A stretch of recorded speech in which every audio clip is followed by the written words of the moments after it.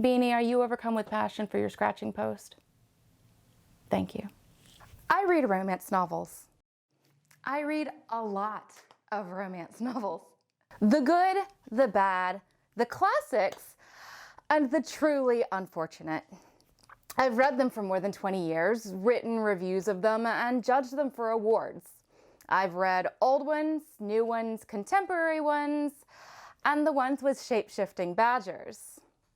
So when it comes to romance, I feel like I have a pretty qualified opinion. Hi, my name is Marlisa, and usually on this channel I am showing you my adventures in costuming and historically inspired decorative arts, but this week I am taking a little departure. The costuming, romance, and pop culture world are aflame at the moment over the Netflix series Bridgerton. Rather than comment on this series directly, I'm going to refer you to some really excellent videos already available on various criticisms. For racial representation, Costuming Drama hosted an amazing panel. For a look at the costumes of Bridgerton specifically, Carolina Zabrowska put together a video. For the topic of judging historical accuracy of period or period-inspired film, Abby Cox. For a look at the undergarments that were depicted in Bridgerton and whether or not they were correct, we've got Kat's Costumery. And for plus-size representation and costuming, Lady Rebecca Fashions. Also, depending on when I'm able to get this video out, there may also be another video over at Liz Capeism on the romance genre and that publishing world.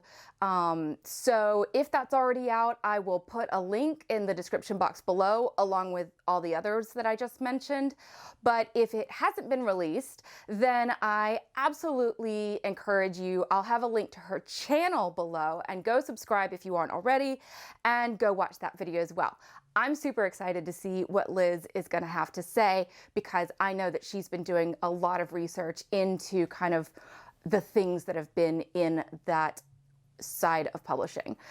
So instead, what I want to discuss is how it feels to see the romance genre given such attention and scrutiny as someone who's been reading these books for so very long. To see news of the adaptation and read of its development with great anticipation over the last year or so. Hallmark Channel and romantic comedies notwithstanding, there's very little example of a romance novel being given mainstream notice in any quality way. Prior to this, the main ones that you might think of are a series of movies made by Lifetime based on some Nora Roberts books. The books were great. The movies weren't.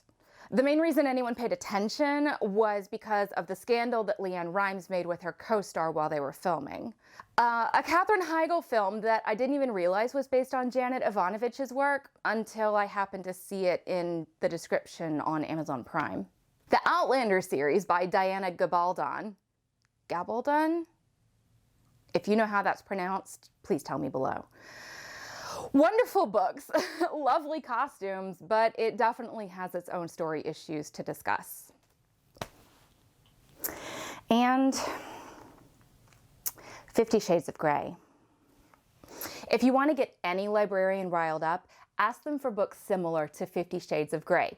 Not because there's anything wrong with reading more erotic storylines, but that one is just so bad. There are many, many other authors we would love to introduce you to instead of that train wreck. And yet it's probably the most famous example that the general public has of romance writing, with its own spin-offs and mentions in other films. Over the years, I've received quite a bit of flack, criticism, and teasing over my choice of reading material when I admit to it. I'll be honest, I absolutely hid that I read these books for many, many years. From teachers to family to boyfriends, I have heard the comments over it being lowbrow, trash, unrealistic, etc. You name it, I've heard it. I've had people base assumptions about my life expectations, sexuality, mental state, and intelligence, all because I said that I read romance novels. As a librarian, I'm already getting other yet similar jokes about books, cats, and being single. So just roll it all in, right? The advent of the e-reader was a blessing in that I could read my books in any airport or waiting room without worry of someone judging my book literally by its cover. Which brings me to my next point. Popular fiction is still literature. There is no secret counsel out there magically saying that this book is quality and this book is trash. Now, obviously, some books have higher quality of craftsmanship and editing. Some have points they're trying to make, and some are just for fun. If you look at what is considered today to be quality literature, and what is taught in schools, quite a bit of it was disregarded at its own time of publication as being entertainment. Charles Dickens, Samuel Richardson, Jane Austen, Mary Shelley, in fact, a lot of the Romantic writers, and I would even include J.R.R. Tolkien, Sir Walter Scott, and D.H. Lawrence. Okay, Lawrence might still be considered kind of smutty. I don't know for sure about William Shakespeare or some of the Greek comedy writers, but I would venture they made a number of choices with an eye towards audience appeal. And there's nothing wrong with that. Even a number of modern fantasy and fiction writers are given more credence than most romance authors.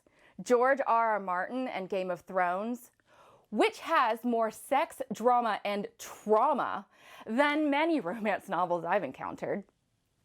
Hitchhiker's Guide to the Galaxy by Douglas Adams, Agatha Christie, Tom Clancy, so much Tom Clancy, and Anne Rice. And yet, that stereotype persists of the bodice-ripping, flying Fabio Hare cover art novel clutched in the hands of dissatisfied housewives and unfortunate spinsters. One of the most effective and actually highly entertaining depictions of this stereotype is from the British TV show Keeping Up Appearances, with the character of Daisy and her husband Onslow. She often will suggest her husband should act out some dramatically romantic scene, and he usually looks at her like she's off her nut. And yet she reads these books unabashedly, and they do have an overall solid relationship. So what are the usual criticisms of romance stories? Point number one.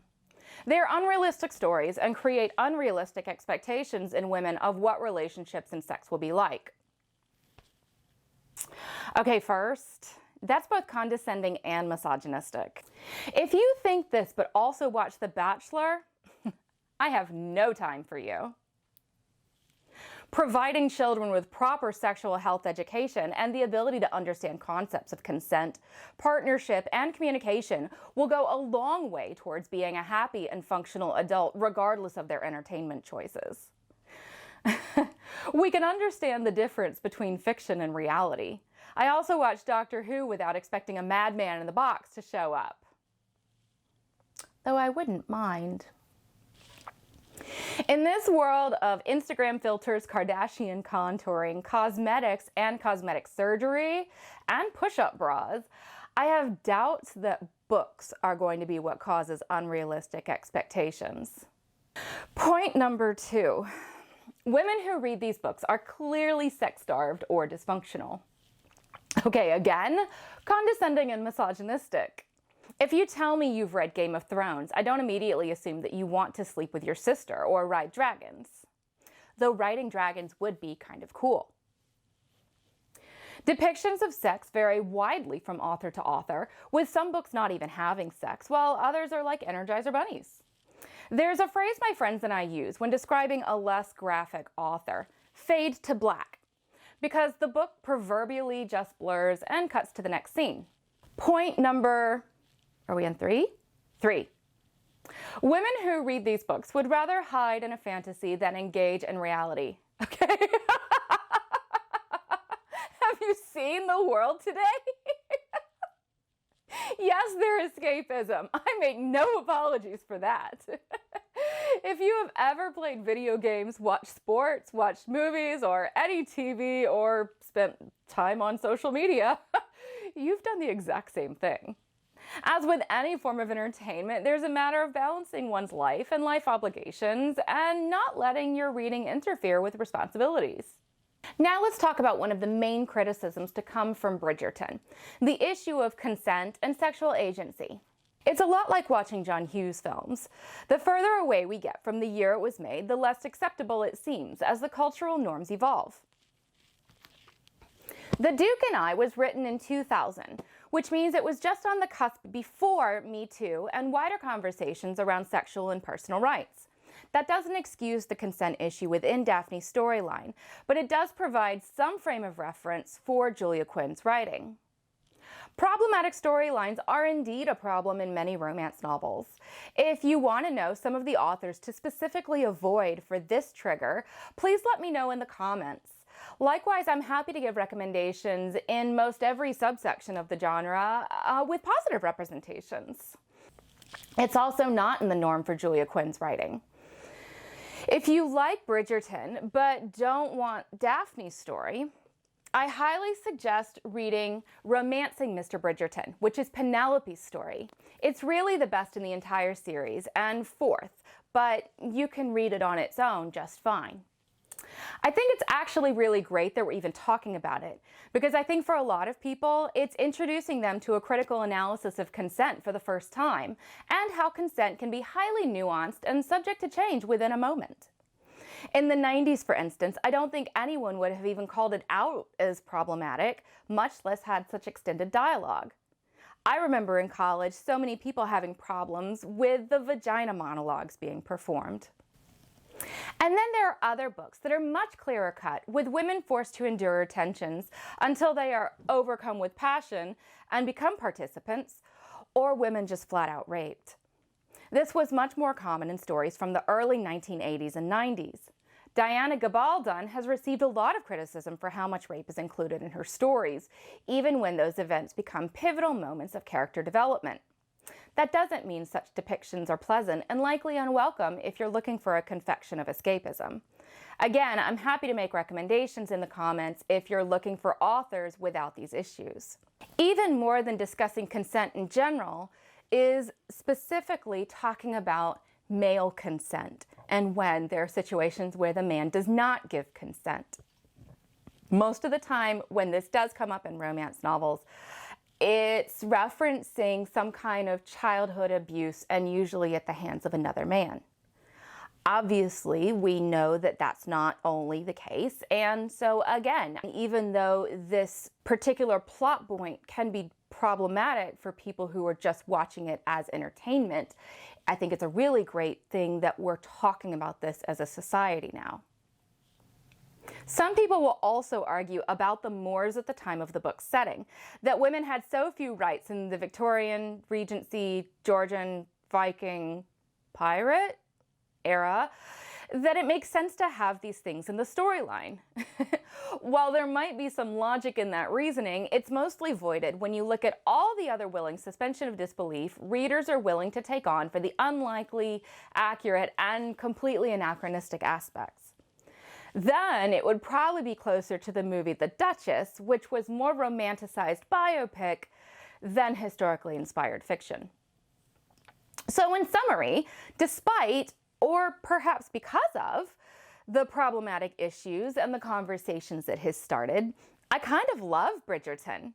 It's a cupcake of a series with some really positive qualities and some things to consider for future development. I think it's great that a romance novelist is being given such attention and credit, and I hope for more and better ones in the future.